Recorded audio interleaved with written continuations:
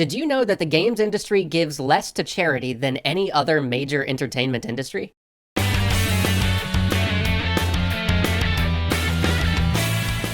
We give less than the film industry or the music industry. Heck, we give less than the traditional software industry. So over the years with Extra Credits, we've tried to support developers who were willing to go that extra mile and do something charitable with their games. Unfortunately, when one of those charities goes live, you'll often see the usual internet cynics take to the forums and state two contradictory ideas. One, that charity events are secretly cash grabs for the developers, and two, that developers are going to go broke running these charities and they should just put all this time and energy into developing their games. Today, I would like to explode those ideas, because when this industry does charities, everybody wins. The folks at Big Huge Games recently sponsored a bonus series of Extra History episodes, which you should be seeing down the road. But as we were discussing this with the devs, we wound up also talking about a charity that they were running at the time. So James asked if they would be interested in doing one more episode together, one specifically about charity. They handed us a bunch of their data on the charity events they've run, and then we reached out to some of the other charities we knew, as well as some game companies who do their own in-game charitable events. And here is what we have discovered.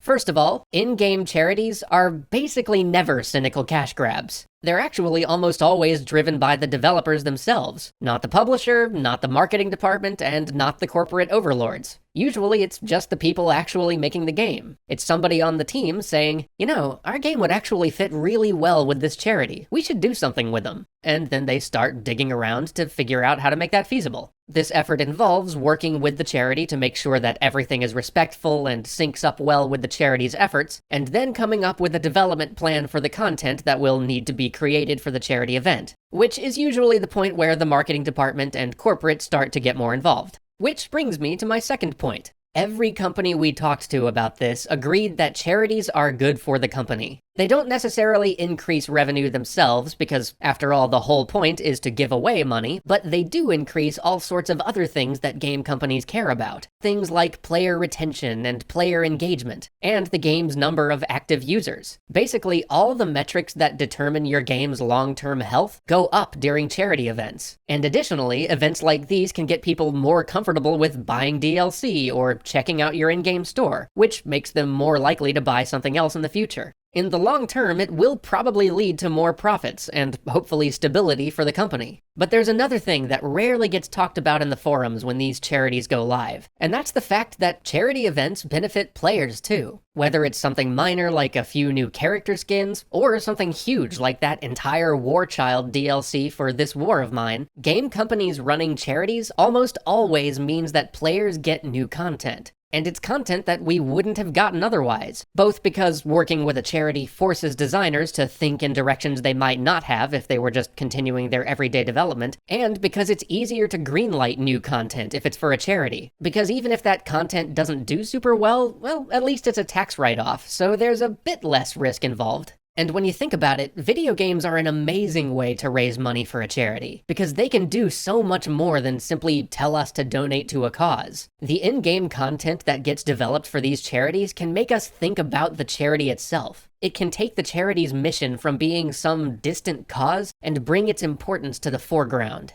The folks at Big Huge were telling us about how, during their event for War Child's Armistice campaign, the player can pick up peace treaties and non-violent buildings like power plants in a sale whose proceeds go straight to War Child. They also observed 1 minute of silence on November 11th, the anniversary of the day World War I ended, during which wars and battles in the game were turned off for 60 seconds. And last year, the folks who made Verdun ran an entire event around the Christmas truce of World War I, encouraging players to stop fighting and reflect on the game they were playing. It inspired them to step out of the trenches and recognize the simple joys of peace. That is something no other medium can do. We can do more than just advertise for a charity. We can bring that charity to life for our players. I would wager that for many of you who played it, this War of Mine did more to hammer home the plight of those stranded in war-torn cities than any documentary or awareness campaign, because it exposed you to some of the choices that people in those areas have to face. And while by no means do all game charities have to tackle something as completely as they did with their game and with their charity DLC, even small things like a peace symbol on the side of an enemy tank can make you stop and think for just a brief moment.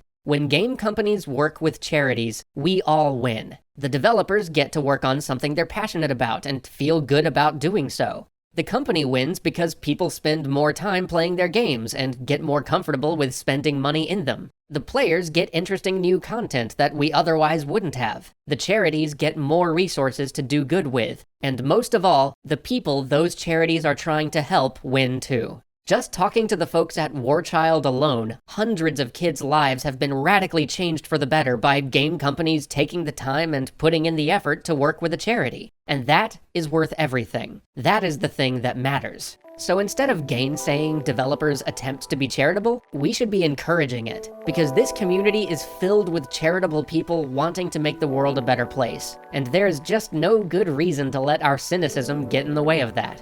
See you next week.